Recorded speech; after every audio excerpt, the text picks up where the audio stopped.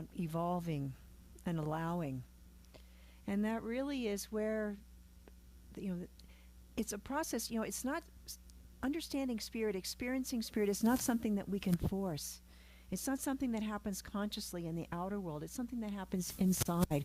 And we have to let go and surrender for that to happen. So the topic we're talking about today is if you're happy and you know it.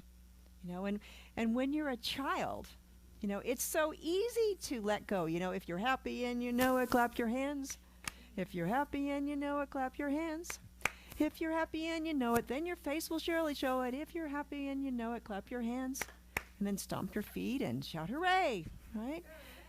So we go through those songs, and as a child, perhaps you remember singing that. I remember I have fond memories singing that at camp, and everybody's just so excited and happy, and it's wonderful to be at camp and wonderful to be here with our friends, and just this is as good as it gets, right? But in our adulthood, we spend a lot of our time trying to get back to that feeling of just utter happiness.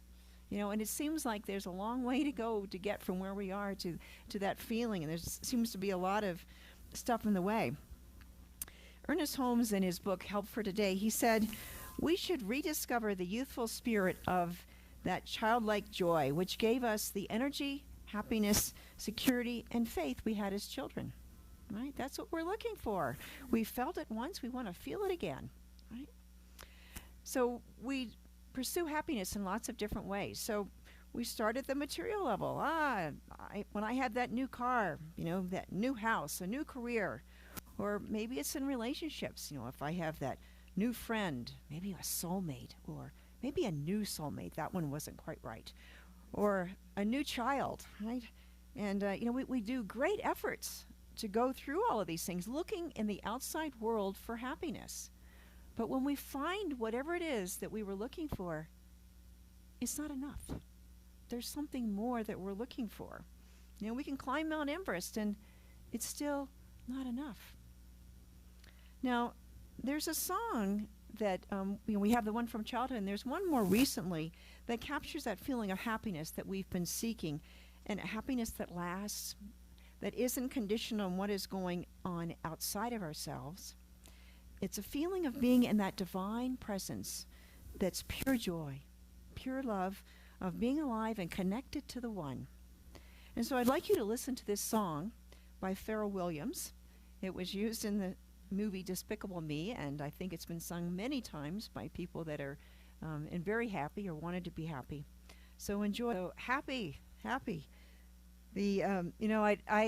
love to dance, and when I dance, it gets that feeling of just complete abandonment, just one with the universe, and that whole feeling. I remember at a high school dance when I felt that. I think it was probably a cosmic consciousness experience, but I didn't really know what it was yet, right?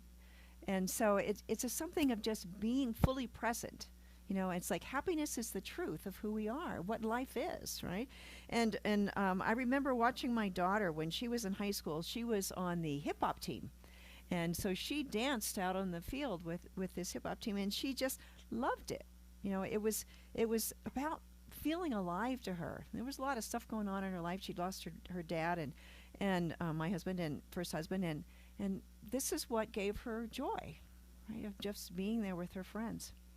So this morning's look at happiness, unconditional happiness, we're going to go a little bit deeper, right? Even when we see it on the outside, there's something deeper happening on the inside. How do we reach that level of happiness? So there's lots of different ways that they teach us in science and coaches and therapy and all that kind of stuff. So when you're feeling bummed, one of the reliable things to do is gratitude, a gratitude practice. So it's a spiritual practice. It brings up feelings of happiness and joy, and sit down and just write down 5 things that you're really grateful for when you get up in the morning, or when you go to bed at night, or when you're just really feeling bummed. Just sit down and write, because there is so much to be grateful for. The cup is half full.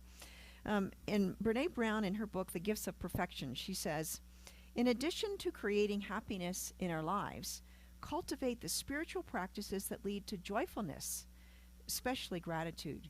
We need to live from a place of gratitude and joy. So, these things that you write down, it might be that new car, or it could be your reliable old car that gets you wherever you want to go.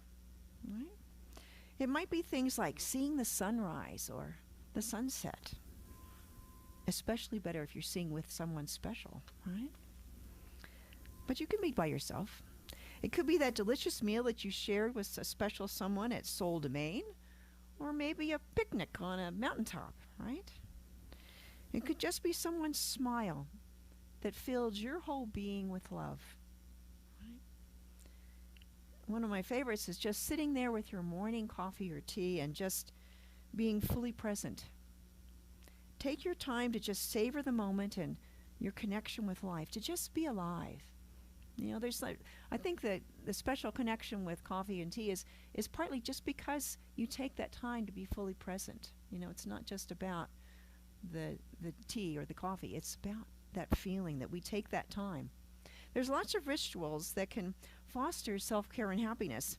And so gratitude is one of those important ones that they talk about with the modern day coaches and therapists and science doctors have discovered. And so there's several that I'd like to share with you that have come. There's a website called freshgigs.ca, which is the Canadian equivalent of Indeed or Monster.com. And so they have 5 things that they suggested in a recent article. The first is exercise more. It statistically improves a person's mood by increasing the endorphins and the serotonin and all those things that happen in your body when you exercise. Sleep more. Sleep deprivation keeps your brain from processing what happens during the day, besides you feel tired. But also, sleep deprivation keeps your gloomy memories front and center rather than allowing your pleasurable memories to be the one that you savor and bring up. Right? Third, they suggest help others. Stop thinking about yourself and you will feel happy because you made a difference. Right? 4, smile already. Fake smiles, they've shown, will actually worsen your mood and reduce your productivity.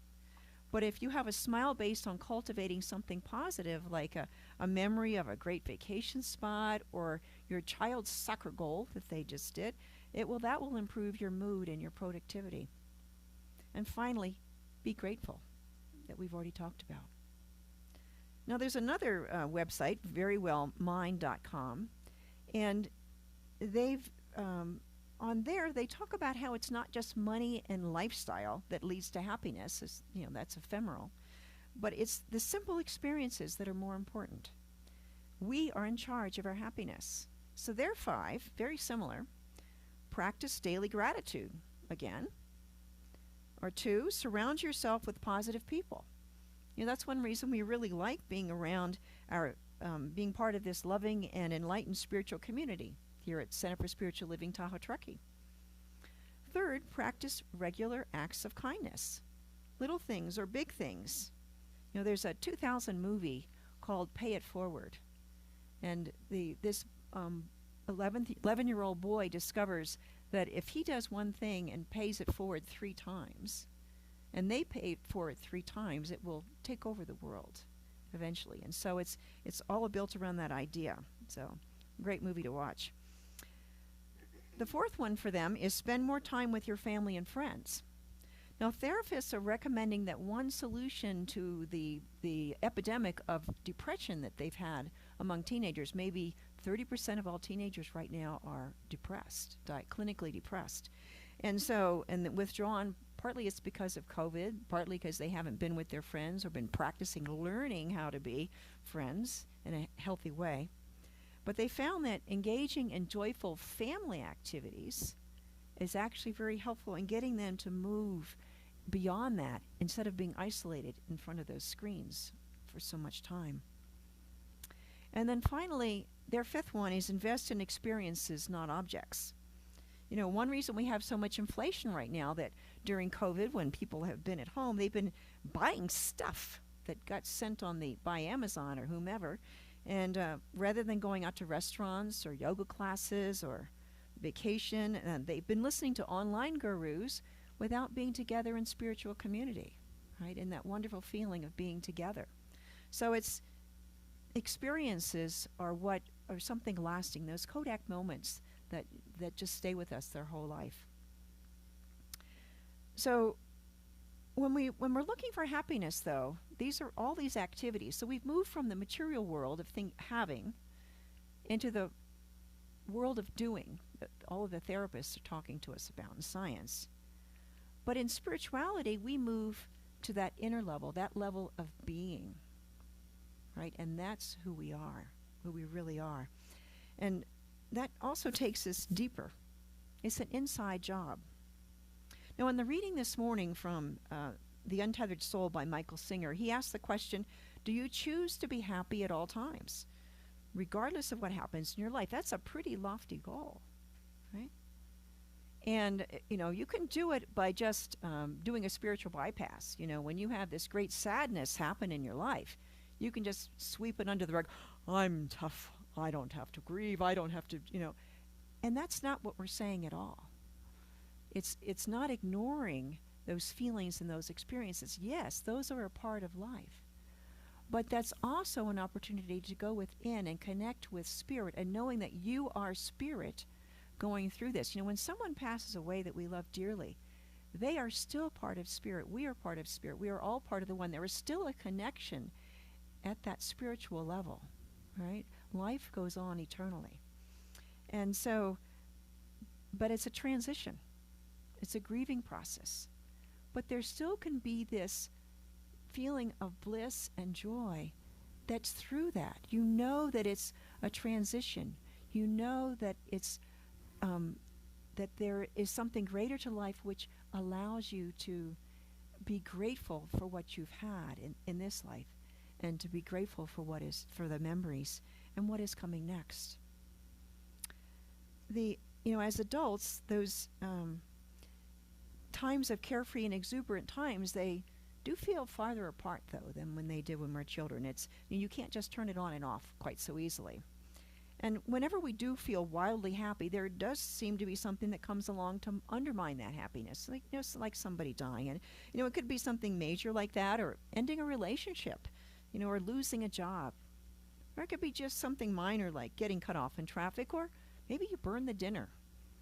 And it was really going to be wonderful, but it's burnt now, right? So what do you do? So whatever it is, we decide to give away our happiness, right? How does that benefit us?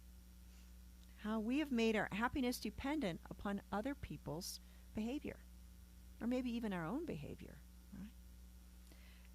In the book Love and Law, Ernest Holmes says, no living soul can contribute one iota of happiness or peace or health or happiness to your life. And no living soul can take one iota away only as you allow it to flow through your consciousness. Right? So it's an inside job. In the book Seminar Lectures, Ernest Holmes says again, the ability to control your experiences and have them result in happiness, prosperity, and success lies in your own mind and the way you use it. Right? Now, Michael Singer suggests that we do this by understanding our inner energies. So when we're happy, our heart is open. Right? When our heart is open, we are happy. That's just the way it is. And so the key to staying happy is very simple. Keep your heart open. Well, how do you do that? When you're grieving, you just want to shrink up sometimes and just go within and just be there. But so how do you get this open, or when you have some kind of challenge? So Singer recommends that we let go of the melodrama and cleanse our heart. Right? So it becomes an experience as opposed to the end of the world. Right? This too shall pass. But it's part of the experience of life. That change is always happening. And this will allow our inner Shakti spirit to arise, and there's always this decomposing that happens before the new can be there. You have to take apart the Legos from whatever you built in order to build the new one, right? There's always something that's changing. And this is the path to spiritual awakening. In the Buddhist teaching, they talk about happiness, and unconditional happiness is an inside job. Key part of their teaching. The Buddha says, To enjoy health, bring happiness and peace, one must discipline one's mind. Find the way to enlightenment and wisdom. What you think, you become. So what we focus on, we become. Now, Buddhists teach that all suffering comes from desire, from seeing a separation between ourselves and our good. What is really a separation between ourselves and God, because God is all good. The one, the infinite and visible. Ernest Holmes, in a little book he wrote called Alcoholism, he says, all belief that we must remove all desire before we can become spiritual is just so much nonsense, was his interpretation. He said if we could remove all desire for self-expression, then we should no longer exist. Right? You know, spirit is expressing itself in the physical world as us. So there's some desire there, some intention, right? An attempt to remove all desire is an unconscious impulsion towards self-oblivion, which arises from maladjustment to life. Now, Tom Sinar, who's one of the ministers that's a wonderful Ernest Holmes scholar, and he explains this a little with a little bit less prompt, gruff explanation, right? So he says a cursory reading of Hindu and Buddhist teaching can leave the impression that we must eliminate that desire to be liberated. A more correct interpretation, that's the PC way to say it, is to eliminate craving and attachment. With this interpretation, Dr. Holmes would agree. All conditions in the material world change, and we learn to flow with that change. Craving is an egotistic demand with which we must make something happen in order to be successful. Right? Attachment means we must hold on to something to create stability in our life. Both ideas lead to unhappiness because change is constant, right? True desire is built into the fabric of the universe. The desire for enlightenment is a true desire, right? It is the desire to experience the power and presence of the divine. Now, we talk about the power and presence, and the presence of God is the presence of love, right? And the power of God is the spiritual principles, the law that's always working. It's always there. And it's creating a world in accordance with our beliefs, with our intention, with the divine intention as well, and with the race consciousness intention, right? So we're working to elevate that race consciousness, the collective consciousness of humankind from time immemorial, up to that level of the spiritual intention. When we are happy, truly and deeply, truly happy and joyful, that feeling of happiness can come from deep within our being. Our heart feels open, carefree, and loving. We feel truly alive. And at a deeper level, we feel connected to life itself, to that power and presence of divine love, peace, and joy. We feel connected to the entire universe, and we can feel that pulse of life in every cell in our bodies. You know, we can feel it in every molecule vibrating in the trees that are blowing in the wind. In the ocean waves, when they're just crashing on the shore, there's life in every molecule, right? And maybe it's just the ripples on the lake splashing against the dock, right? We feel it in the stars that are moving through the Milky Way, the vastness of the universe. That's life. That is the wholeness of life. And at this level, happiness is unconditional. We are one with the universe. We are small, and yet we are an integral part of that universe. When we commit ourselves to unconditional happiness, we learn to keep our hearts open, as Michael Singer suggests, no matter what is going on in our lives. And when something happens, we observe our hearts closing, we can observe our energy levels start to drop. So to keep our hearts open, we learn to relax and to let go. We detach from whatever it is that's disturbed our inner joy, our cravings and our attachments. Eckhart Tolle says, as soon as you honor the present moment, all happiness and struggle dissolved, and life begins to flow with joy and ease So it's about living in the present moment, not being attached or stuck in what happened in the past, and not being attached and living and hoping for the future, but enjoying the fullness of the present moment.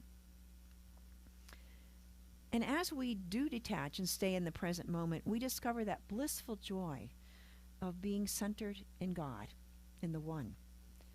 So infinite love and joy fill our heart and our whole being, full to overflowing and radiating out into the world. Right? We can even bless what disturbed us in the first place. Right? This is unconditional happiness. And this is the ecstasy of true freedom and enlightenment. Unconditional happiness is what I call joy, or even higher, blissfulness, right? The desire to seek happiness is a desire that motivates us to expend great effort to discover that one thing that will take us past all the ups and downs of life and of happiness that lasts. So here's a simple story that provides some perspective on that search. There was a big dog, and he saw a puppy chasing its tail, and he asked, "Why are you chasing your tail that way?" And the little puppy said, "Oh, I have studied philosophy and solved the problems of the universe, and which no other dog before me has ever solved. And I have found out that the very best thing for a dog in life is happiness. And that my happiness is in my tail. And that is why I'm chasing it. And when I catch it, I will reach happiness." Right? So the big dog said, "Son, in my young days, I was also interested in the questions of the universe. And also I thought that happiness is in the tail. And in the beginning I was also chasing it. But later, I noticed that wherever I go and whatever I do, that tail was following along behind me. And then I understood that I don't need to chase it. Happiness is already mine because I am already one with all that I seek." Right. So that love and that joy and the happiness are within us. It is that divine center of who we are. And it's always there. And all we need to do is allow it to express. We have to let go and let God, as we say. Right? As Kalyani was singing about in her song, about allowing it to be. Tom Sinar again, he says, explains Ernest Holmes, the experience of feeling the divine presence brings about the emotion of infinite love, a feeling that is deeper than emotion. That makes sense because we know God is love. Such love pervades everything, fires the heart, stimulates the emotions, renews the soul, and proclaims the spirit. In Science of Mind, we talk about divine love bringing us deeper, past the ephemeral happiness to divine joy that endures, that experience of the divine presence that brings us into a knowing that we are one with the One, that all are one with the One. It's not a teaching that brings salvation simply by saying a few words and that outer material expression. It's a teaching that takes us deeper into that experience of divine love, an experience of the power and the presence of the divine within our heart of hearts. It takes time and energy to learn to stay focused on that spiritual truth within, but when we do, when we take that deep dive and we're committed to finding that path, and even if we go astray, which happens easily, we come back. We come back. And Spirit is always there waiting. We allow Spirit to cleanse our heart, and we discover the unconditional happiness and love that we've been seeking. It's been here with us all this time, but now our resistance is dissolved, and our vision is clear. We know that we are one with the Divine One, with all people, and with all things. Our shift opens our heart to experience our higher self and the bliss of just being alive. This enhances our life and all the world. Let's take this into prayer.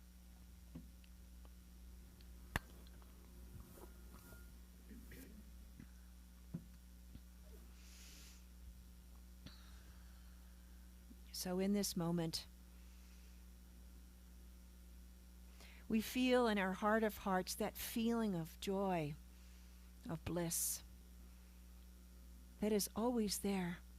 But when we take the time, as we do right now, to listen and focus, that flame is burning.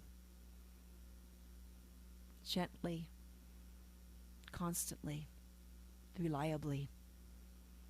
And we know that the power and presence of God is within us and within all of life. We know that this is who we are.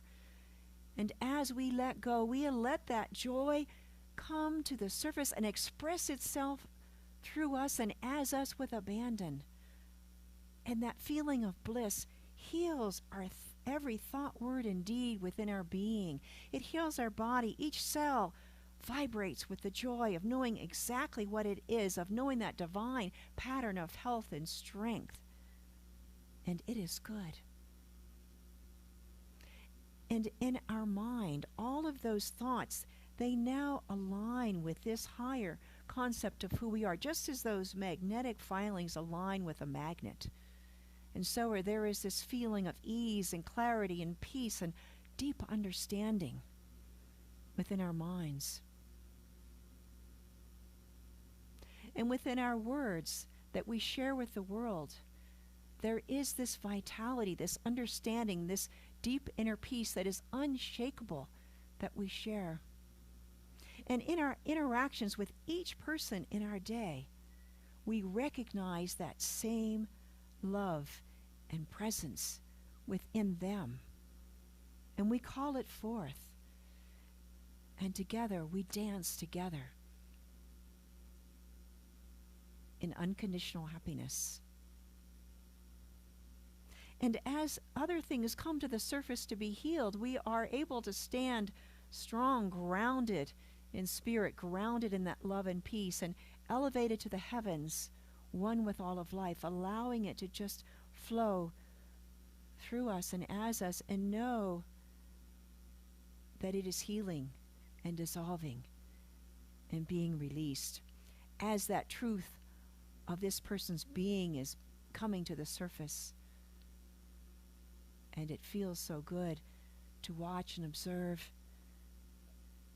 and to know that they are the one. Sometimes it happens in a moment, in a flash, and sometimes it may take many years. But that change is continually happening. It is the nature of the universe. It is the nature of the one expressing itself in and through all of life. It is the truth of our life and of this center, the Center for Spiritual Living, Tahoe-Truckee. And all of the things are evolving here. We come together to make that deep dive into discovering who we are, to experiencing the one together. Where two or more are gathered in my name, there am I also. And we know this and experience it, and we lift each other up together. We are grateful for this center and all that it does to open the path for many souls here on this planet. We are grateful for this love that is without measure, filling our lives every moment of every day with goodness and joy and peace, unconditional happiness. And so as we let these words go, we know that they have already been fulfilled, and it keeps rippling out into the world in greater and greater measure from the Divine One. And with deep gratitude, I know that it is so. And together we say, and so it is.